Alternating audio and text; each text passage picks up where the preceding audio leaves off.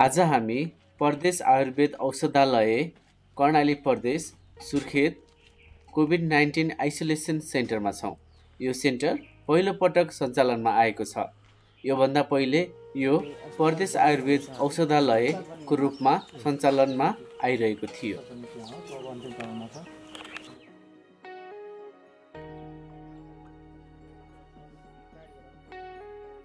नमस्कार, म डाक्टर यादव उपाध्याय। म प्रदेश आयुर्वेदकै डक्टर हो। हामीले आइसोलेसन सुरु गरेको 15 दिन जति हुन थाल्यो। अहिले हामीसँग चाहिँ 15वटा बेड हो। 15वटा बेड नै फुल भइसकेको छ। बिरामीहरू जो सिभियर बिरामी नै आउने गर्नु भएको छ अहिलेसम्म। त्यस्तो बिरामीहरूलाई हामीले यहाँबाट दिएको ट्रिटमेन्ट प्रोटोकल छ। आयुर्वेद विभागको एउटा प्रोटोकल अनुसार हामीले उहाँहरूको उपचार पद्धति अनुसार हामीले उहाँहरूको उपचार गरिराखेका छौँ। र यसले गर्दा उहाँहरूको चाहिँ इम्प्रुभमेन्ट हामीले हेर्दाखेरि चाहिँ एकदम ड्रास्टिक इम्प्रुभमेन्ट नै पाएको छौँ। जो राम्रो इम्प्रुभमेन्ट पाएको छौँ। र धेरै बिरामीहरू चाहिँ एकदमै हतोत्साहित भएर आउनु भएको हुन्थ्यो। मलाई चाहिँ के पो भयो भन्ने सोच हुन्थ्यो। यहाँ आइसकेपछि हामीले उहाँलाई चाहिँ बिहान उहाँहरूलाई चाहिँ हामीले एउटा अमृत चिया खुवाउँछौँ। त्यसमा अमृत चिया खुवाइसकेपछि उहाँहरूलाई चाहिँ हामीले योग सामान्य योगहरू त्यसपछि ब्रिदिङ एक्सर्साइजहरू प्राणायामहरू गराउँछौँ। र केही हामीले एउटा नाचगान पनि गराउँछौँ उहाँहरूलाई। उहाँहरूको मनोबललाई चाहिँ एकदम हामीले बढाउने पाराले चाहिँ काम गरिरहेका छौँ। उहाँहरू एकदमै आत्मबल उहाँहरूको बिच बलियो भइरहेको भएर चाहिँ हामीलाई पनि खुसी लाग्छ होइन। र यसो हुनाले चाहिँ बिरामीहरू मलाई लाग्छ कतिपय बिरामीहरू यतिकै आत्तिएर आउनुभएको हुन्छ। त्यस्तो बिरामीहरूलाई म के सल्लाह दिन चाहन्छु भने उहाँहरू चाहिँ घरमै बस्नुहोस्। र सकिन्छ भने सास फेर्न गाह्रो भएको छ भने घोप्टो गरेर बस्नुहोस् होइन। अहिले चाहिँ हजुरको विभिन्न सामाजिक सञ्जालमा कसरी सुत्ने, कसरी फोन क्वेसनमा कसरी सुत्ने होइन, आफ्नो चाहिँ कसरी हजुरको ब्रिदिङ एक्सर्साइज चाहिँ हामीले चाहिँ गर्नु त्यो सबै कुराहरू हामी सामाजिक सञ्जालबाट पनि पाउन सकिन्छ। ठिकै छ। यहाँ अहिले हामी कहाँ बिरामी जति हुनुहुन्छ उहाँहरूको इम्प्रुभमेन्ट हामीले राम्रो पाएको छौँ।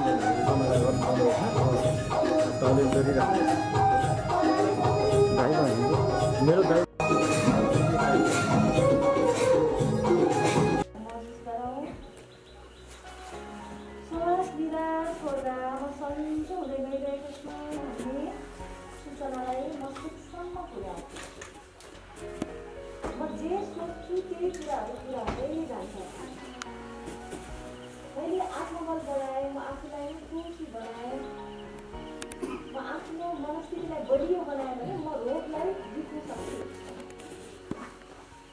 म रोगी होइन। मलाई यो समस्याले ग्रसित बनाएको छ, तर धेरै दिनसम्म ग्रसित बनाउन सक्दैन किनभने म यसलाई बिस्तारै बिस्तारै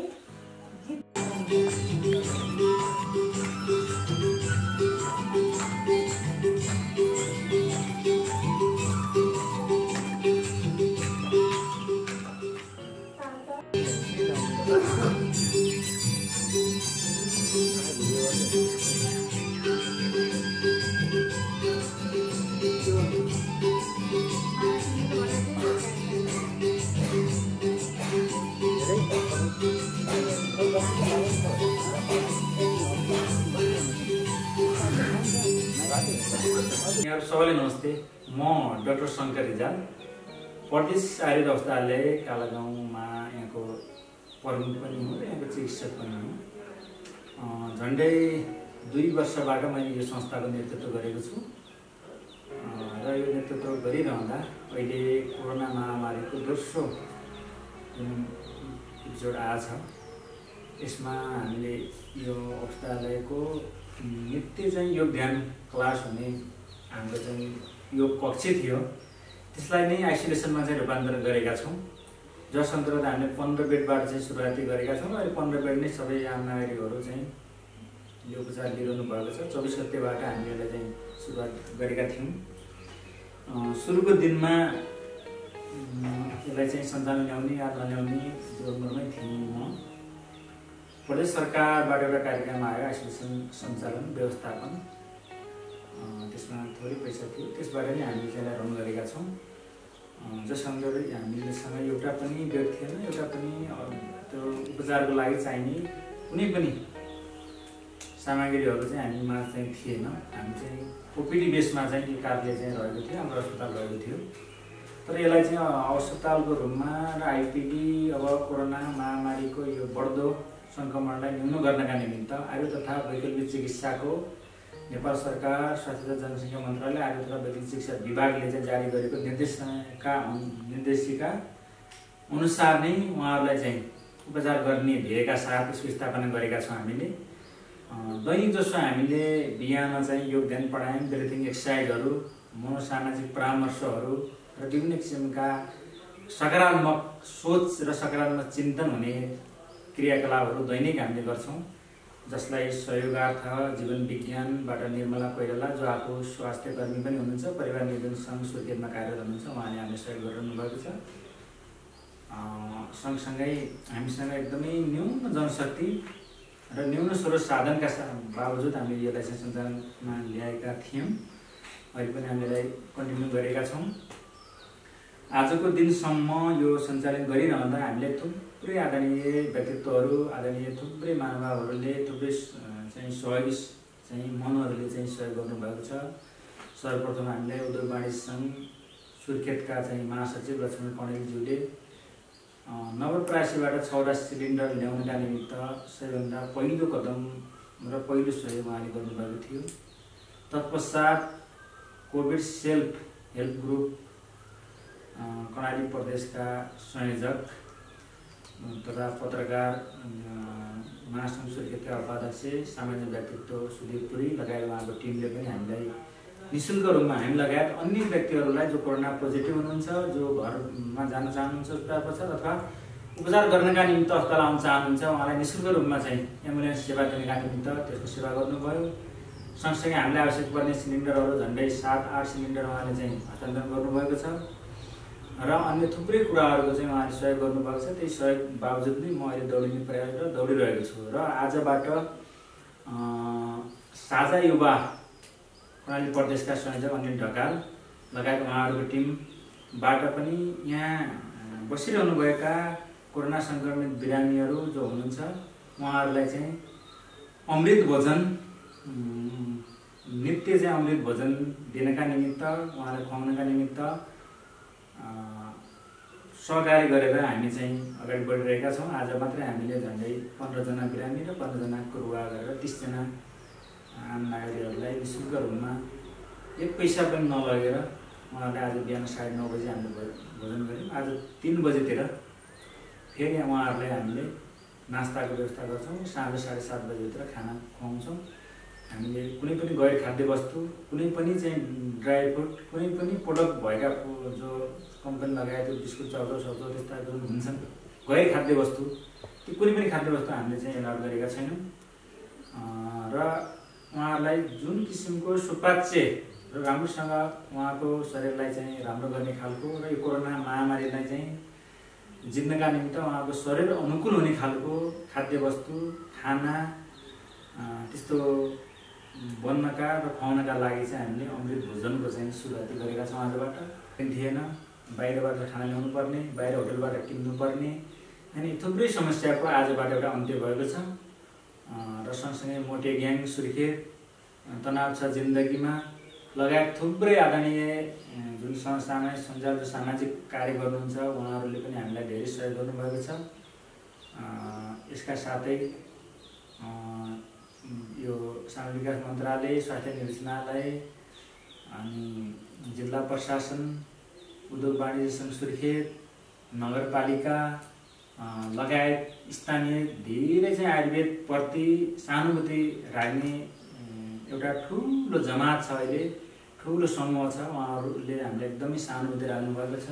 हाम्रो कार्यलाई चाहिँ एकदमै सराहनीय चाहिँ ठान्नु भएको छ र हामी म पनि हाम्रो संस्था म लगायत हाम्रा थुप्रै चिकित्सक साथीहरू, हाम्रा कर्मचारी साथीहरू सबै दौडिने प्रेरणामा छौँ। हामीसँग केवल 8 जनाको मात्रै दरबन्दी हो। त्यसमा चाहिँ हामी 4 जना मात्रै प्राविधिक हौँ, 1 जना म आफै चिकित्सक हुँ, 1 जना हाम्रो 6औँ तहको परिवार, 1 जना वैद्य र 1 जना ल्याब हो। हामी प्राविधिक कर्मचारी यति मात्रै हो। हामीसँग करारमा चिकित्सक हुनुहुन्छ। त्यसै गरी 2 जना अन्य चाहिँ जिल्लाबाट चाहिँ विभिन्न कर्मचारी बोलाएर त्यसरी नै हामीले यो दुवै न्यून स्रोत साधन र न्यून पैसाबाट नै यसलाई चाहिँ हामीले अगाडि दौडाइरहेका छौँ र थुप्रै आदरणीय सहयोगी मनहरूबाट पनि हामी त्यसरी नै दौडिरहेका छौँ। हामीलाई विभिन्न किसिमका फोनहरूबाट पनि धेरै कुराहरू सुझाव सल्लाह लिएको पनि धेरै चाहिँ फोनहरू आउँछ। त्यसमा पनि हामीले अब तपाईँको चिकित्साबाट र घरमै बसेर जो होम आइसोलेसन हुनुहुन्छ उहाँलाई पनि सुझाव सल्लाह निरन्तर रूपमा दिइरहेका छौँ। यो महामारीमा हामीले सबैभन्दा धेरै खड्केको समस्या भनेको हामीलाई के छ भन्दा यो जनशक्तिको सबैभन्दा ठुलो समस्या रह्यो एउटा। अर्को चाहिँ भौतिक पूर्वाधार हाम्रो टोयलेट पनि धेरै चाहिँ अलिक टाढा छन्। हाम्रो पनि मापदण्ड अनुसार आइसोलेसन अथवा अस्पताल चलाउनको निमित्त कुनै पनि मापदण्ड बनाइएर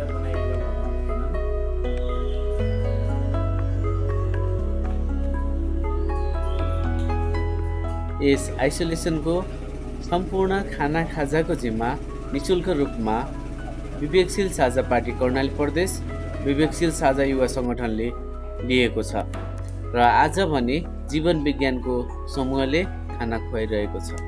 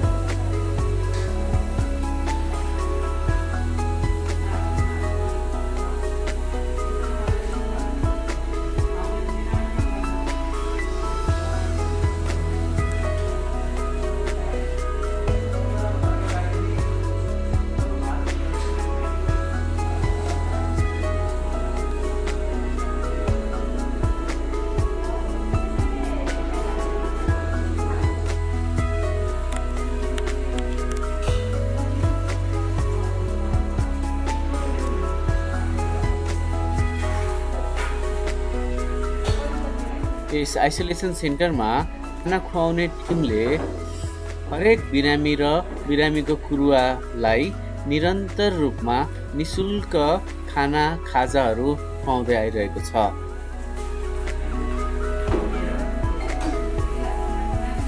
बिरामी कुरुवाले खाना आफै बोकेर आफ्नो बिरामीलाई पुर्याउने गर्दछन्।